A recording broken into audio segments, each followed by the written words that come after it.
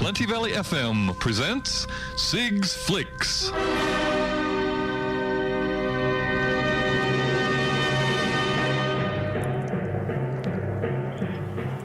Well, here we are once again on air with Sig, and what's the world of cinema doing this week, Sig? Oh, cinema world is always doing wonderful things all around everywhere.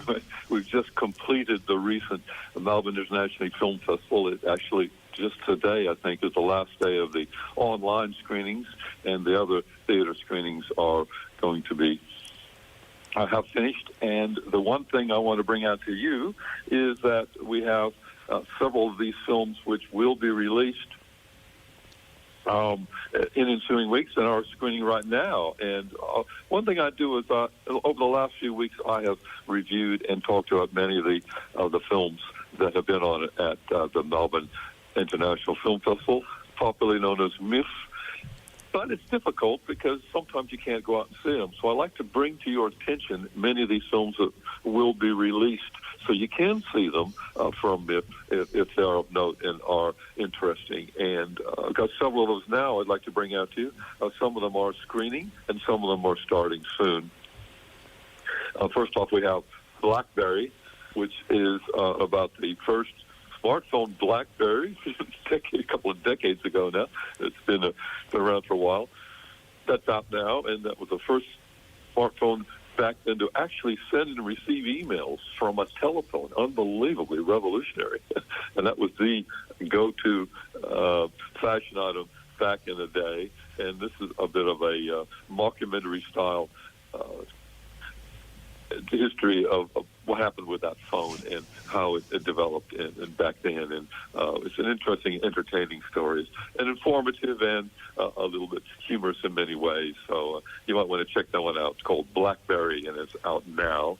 And you probably remember back in the day, the first early adopters had that top class, very expensive phone.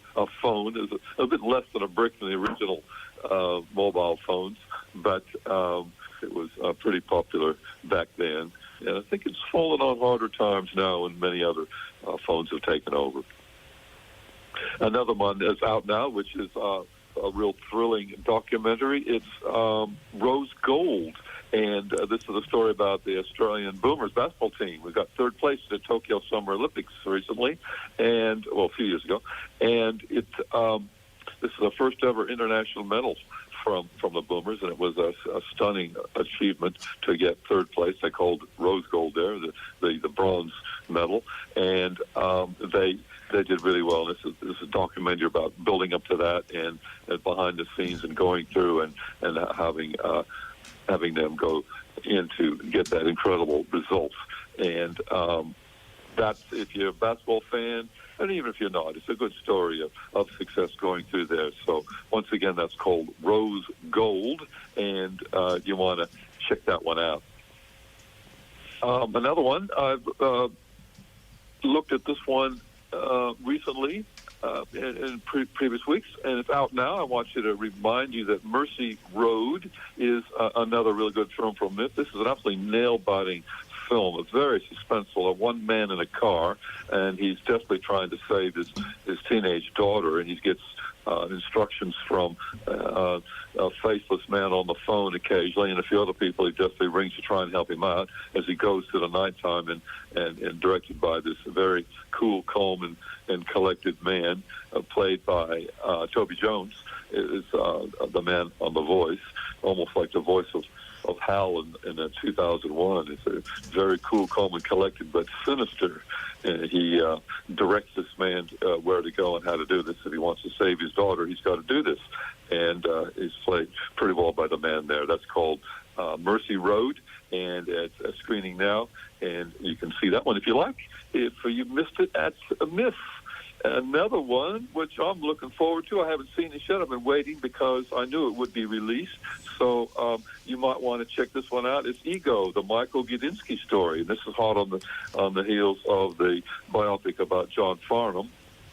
And you can see this one, I'm sure, from this Thursday. and you can check out the history of this incredible man. He's been hustling concerts and events for 50 years, and of course he's no longer with us. And he will be able to, you'll be able to see his story and how he got many of these concerts. And the music industry is indebted to him for doing so much and doing a lot of, nonstop 24/7 hustling to trying to get these concerts out and making friends, always pushing Australian music.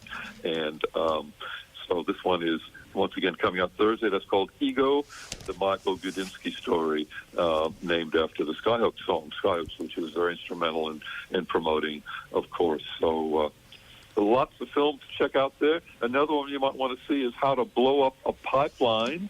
This is one of those films which is totally summed up in the title, and you can see that one. It's coming out soon now to Melbourne, and this is a story of a U.S. story of a young 20-something, very idealistic eco-environmentalists. A group of 8 to get together and to decide they want to make a statement against the various economy.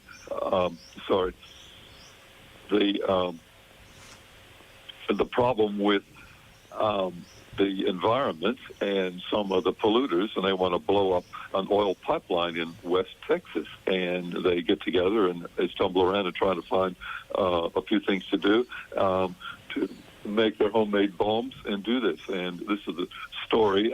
It's not a documentary. This is more of a narrative film, which is based on this true story and how they get through this. So I'll be looking at that in ensuing weeks to give you a bit more information when that does release here in Melbourne. But you can see that one shortly. Just a warning, not a warning,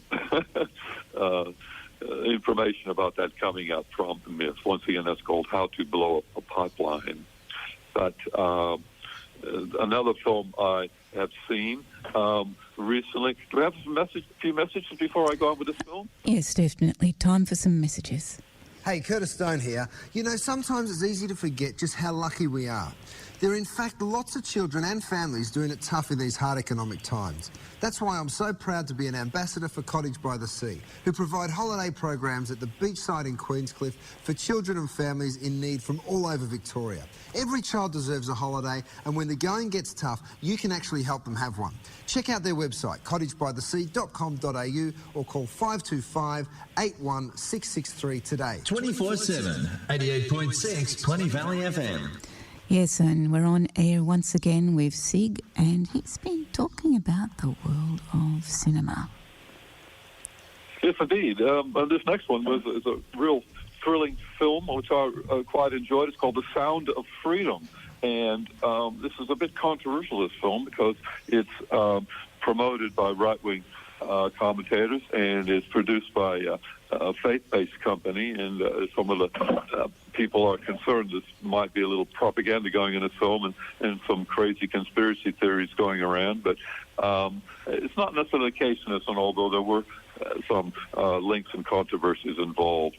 And this Sound of Freedom, once again, is pretty well-made suspenseful film, and it's not real violent, but it shows a lot of things about child sex trafficking, and this is pretty horrific topic, but still it goes through these things and how many children are the attempts to save them and to stop this, but it looks like it's a bit of an uphill battle because there's a lot of this going on. We're in Honduras initially, and we have a man who is he's a pretty impressionable and persuasive young woman who convinces him that his children, an 11-year-old daughter and a 7-year-old brother, her 7-year-old brother, would be good to audition for a possible going into entertainment and going into look after the photography, and that there could be some employment there. And they look this woman is very persuasive to get these children involved with some of these things. And they agreed to go to an audition to go to this thing, and the father says, I'll come back in a few hours when it's all this thing done, and they'll just look after these children. It looks very legitimate. There are other children there, and the father, they say, oh, well, this is just the people there, and he's going to come back in a few hours and pick up his children. Oh, that's fantastic. Okay, well, this looks good. This could be a real opportunity for them to move ahead a bit. He comes back a few hours, and the apartment is totally deserted. Everything moved out. There's no one there at all, and he panics, of course. They've clearly been kidnapped, and it's a bit of a scam. And so from there, he's really desperate to get back his children. And we have another situation up in California. We have Tom Ballard, who's a special agent with the Department of Homeland Security. And this is a real person, actually, but this film is based on him. He's taking into custody another pedophile, and this agent is played by Jim Caviezel. And you may remember he played with, in Mel Gibson's film, The Passion of Christ, he played Jesus himself, and that's a bit of a risk doing that. And it's his life, well, his very strong conviction to get these people and try and save more children and stop as much of this trafficking as he can, and child slavery and child pornography and these sort of things. And there's a indication of film, a claim that there's more people in slavery now than back in the days when slavery was legal. And that's sort of a claim we don't know unless we're backed up by the facts. So it's interesting to look into that, about the actual numbers. But it is a situation where we want to be aware. We have Jim Caviezel, the actor's character, is helped by a pretty gruff guy who used to be in the drug trade, who is local. He's a street guy. He knows sort of things. Played very well by actor Bill Camp.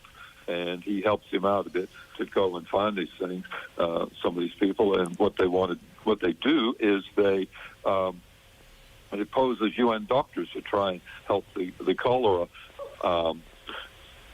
outbreak, which is not really necessarily true, but they go in and try to infiltrate the Colombia base of one of these child slavery gangs, and they try and do their best to get these children free through that. And it's very difficult and quite dangerous as well. And they're not doctors, but they've got to pose as doctors still, and they've got to get a lot of get through these things and try and maintain their cover. And it's quite an intense film and quite suspenseful and very well done from director Alejandro Monteverde. And he uses what he can to really wrap up the suspense and get the things going well on this. So there are a few religious references on this one. Our hero, Jim Caviezel, and his wife, played by veteran actor Mira Sorvino. They've got 9 children themselves back home, and he's still off in Honduras and Colombia trying to save these kids. And it's incredible how this develops. This film was actually finished 5 years ago and had a few distribution problems, and we can finally see how this goes. And there's a lot of things, and there's a lot of these children involved in this one. We see how they are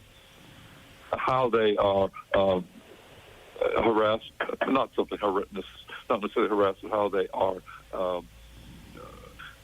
They get them together and how they actually do kidnap them through this phony setup for auditioning for roles, and we have quite an interesting setup there. So that I feel is a highly recommended film, and the kids are just darlings. Especially the little boy was trying to get his sister back, and the angst-ridden father, and the very, very determined Jim Caviezel as the Homeland Security agent. Pretty good in that one. Once again, that's called Sound of Freedom, and that's recommended. You want to check that one out if you can, because it's a very good film, and it's quite an interesting and serious world topic.